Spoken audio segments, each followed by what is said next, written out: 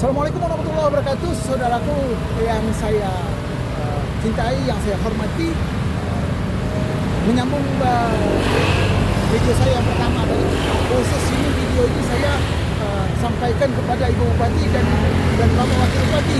Saya pernah mendengar apa kata Ibu Bupati. Saya ditanyakan masyarakat mengapa dia harus memilih Bapak Wakil Bupati sekarang, karena menurut beliau dengan pengalaman Bapak Wakil Bupati beberapa periode di DPRD sehingga akan membantu beliau di dalam memberi masukan dan mengambil keputusan. Saya sekarang fokus saja untuk pembenahan kawasan industri Tanjung Beton kepada Bapak Wakil Bupati Kabupaten Siak yang dulunya saya lihat mengetahui agak banyak tentang kondisi yang terjadi 10 tahun terakhir sehingga membuat PTSS bangkrut, membuat kawasan KLT tidak berkembang,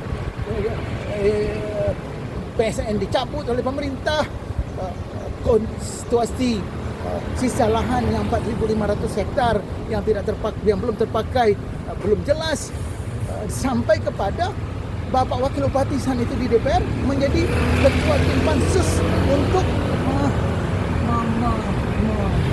mempertanyakan, untuk mencari tahu apa yang terjadi di dalam kawasan ini di tahun 2024 atas dasar temuan Bawasda tahun 2022.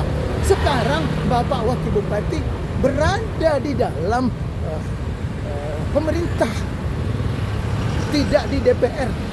Artinya bisa mengambil langkah-langkah konkret, bisa berbuat lebih cepat karena Bapak Wakil Bupati sudah mengetahui mana yang harus dibenahi, apa yang menjadi kelemahan selama 10 tahun ini membuat kawasan ini terpuruk. Saya melihat, friendly speaking, belum ada langkah apapun yang dilakukan oleh Ibu Bupati dan Bapak Wakil Bupati, mungkin yang diberi mandat oleh Ibu Bupati karena sudah mengetahui tentang kawasan sebelumnya. Tidak ada action yang nyata kami lihat dari Bapak Wakil Bupati tentang bagaimana langkah pembenahan. Yang ada hal yang menyedihkan, beberapa waktu lalu PTSS menunjuk direktur yang baru menggantikan direktur lama yang dipecat. Baru 3 hari direktur itu bertugas, direktur itu sudah mengundurkan diri. Kita miris mendengarnya dan malu. Mengapa bisa terjadi sistem rekrutmen PTSS direktur yang baru sampai kondisi itu terjadi? Mengapa? Nah, walau saya tahu bahwa anak perusahaan BUMD bisa saja itu dipilih tanpa asesmen atau tanpa panitia pemilihan, tidak seperti BUMD misalnya komisarisnya harus dari pemerintah, pejabat pemerintah, direktur utamanya harus melalui asesmen. Sebenarnya anak perusahaan juga harus bisa melakukan demikian kalau ada kemauan, bukan harus asal tunjuk. Sekarang itu asal tunjuk, tapi tidak masalah kalau asal tunjuk itu berdasarkan betul-betul beberapa seleksi sehingga tidak membuat kita malu. Baru 3 hari ditunjuk sebagai direktur PTSS. Direktur ini mengundurkan diri dengan alasan yang tidak jelas. Dan ini sebenarnya bukan kerjaan main-main ini. Sepertinya main-main, main tunjuk-tunjuk. Nah, ini yang kita minta mohon kepada Bapak Wakil Bupati.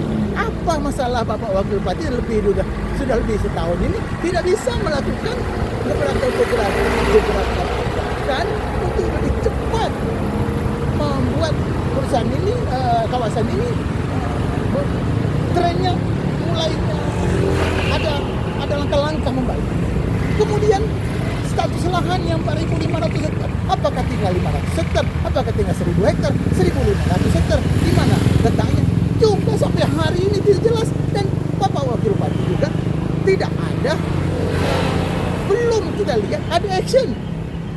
Secara umum kami belum melihat ada gerakan yang konkret yang dilakukan oleh Bapak Wakil Bupati atau Bapak Wakil Bupati memberi saran kepada Bupati sehingga Bupati membuat action.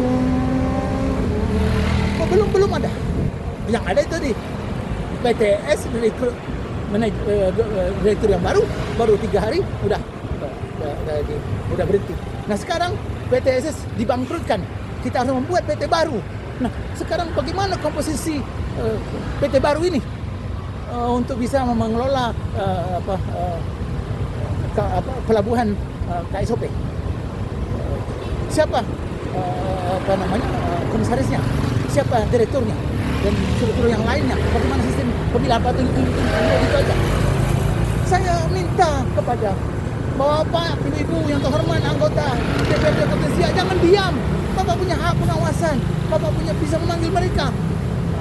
Itulah tugas Bapak semua yang kami bayar dari uang rakyat, yang kami pilih dulu. Jangan main membiarkan kondisi ini terjadi, dan kalau salah Bapak menyalahkan pemerintah. Sebenarnya tidak harus begitu. Dari awal Bapak Ibu sudah mengawal ini semua, memberi saran. Jangan sampai terjadi yang tidak bagus. Demikian saya sampaikan.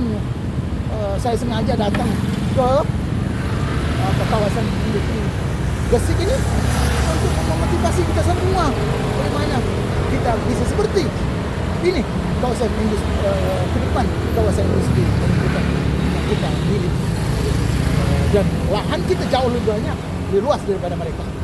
Insya Allah ke depan akan lebih lanjut. Demikian saya sampaikan. Assalamualaikum warahmatullahi wabarakatuh.